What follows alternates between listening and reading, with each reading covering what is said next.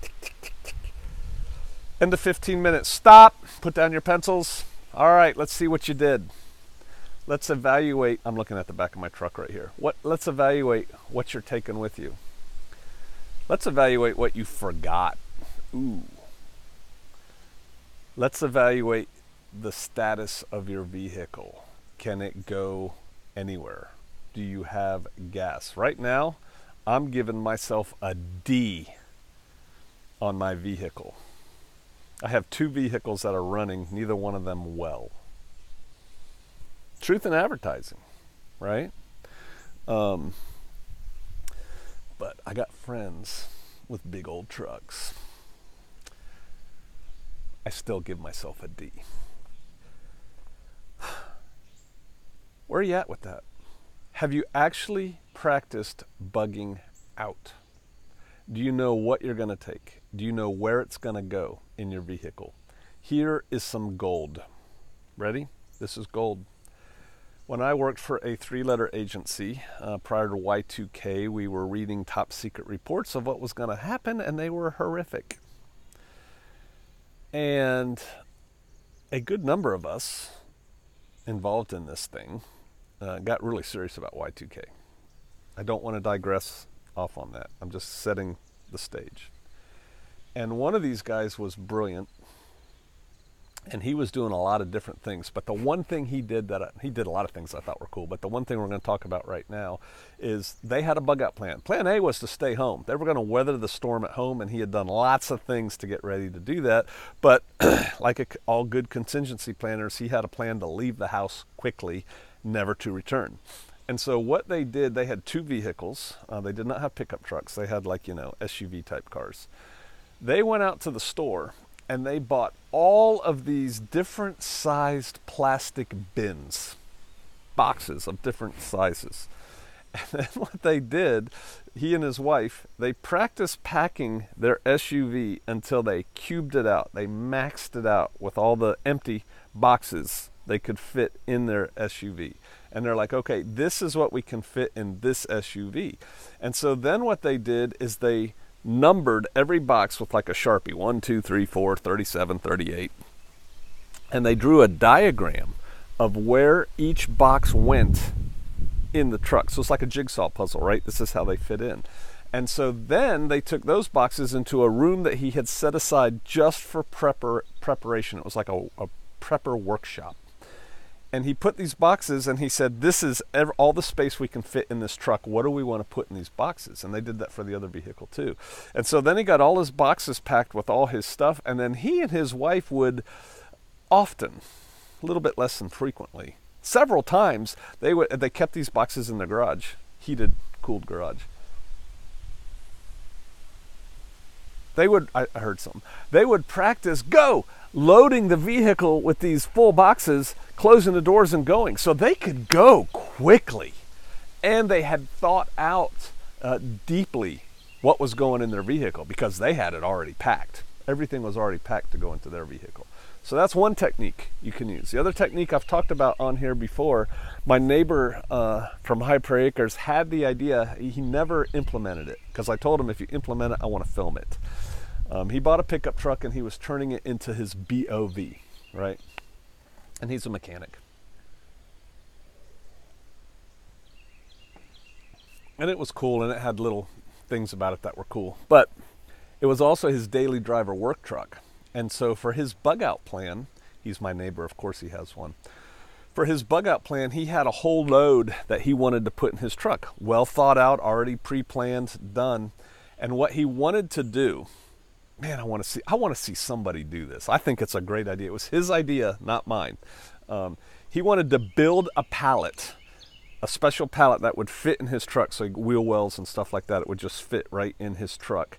And then he wanted to load on that pallet and then put eye bolts in the 4 corners of his pallet and then load that pallet with all his supplies that he wanted to bug out with and then hook hooks to it and lift it up in his barn so it's just up here. So he could drive his daily driver every day, but when he wanted to bug out, he'd just back his truck into the barn, lower the pallet. That's the rope going up. I guess the pallet's coming down. Into the back of the truck, unhook, and go. I think that's brilliant. I think that's brilliant. That beats the running all around like a chicken with your head cut off. These people have thought about bugging out. Have you done that? Beyond your bug out bag? Bug out bag's good. Your bug out bag in your bug out vehicle should be easily accessible. Like one of the last things you pack into the vehicle, so that if the vehicle stops and, oh my gosh, here comes the tidal wave, or whatever, you can grab that bug out bag and keep running, right? Keep going. So it goes in last. But you can pack a lot of stuff in your vehicle. Have you thought about what you're packing? Have you gone to that level with your bug out? Because you need a bug out plan. If you don't think you need a bug out plan, I'm not going to judge you personally, but I'd like to see people say, I don't have a bug out plan, or I don't need a bug out plan in the comments. And if I get enough of those, I'll do a video on why you do need a bug out plan. Even if you live in paradise, you need a bug out plan. I got one. You got one? You have 4? Should. All right. I care about y'all. I want you thinking. I like pushing you a little bit, but I don't want to push you too much that you break and call me arrogant and whatever this person called me. They call me something else too. I'm like, okay, bye-bye.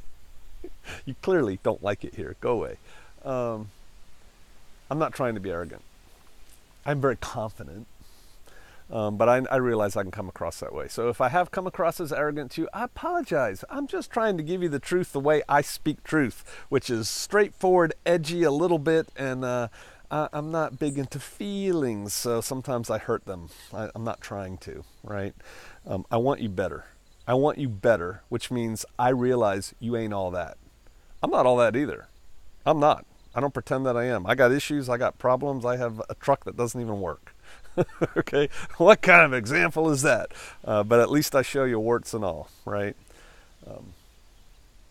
Get better, but don't let it rule your life. Live your life, have a good life, but I think you can do both. I think there's a delicate balance, which is probably another video for another time. All right, think about your bug out plans, your real capabilities, and maybe work on them a little bit.